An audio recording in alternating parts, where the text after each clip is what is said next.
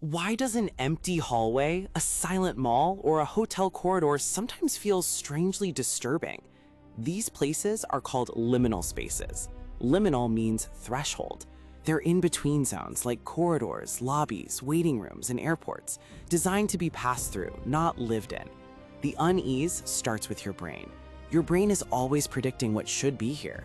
A school hallway usually means noise, a mall means crowds, a hotel corridor means movement. When those expectations meet silence and emptiness, something feels wrong. Your brain flags the mismatch. There's also no social proof. Other people quietly tell us a place is safe. When no one's around, that reassurance disappears. Here's the surprising part.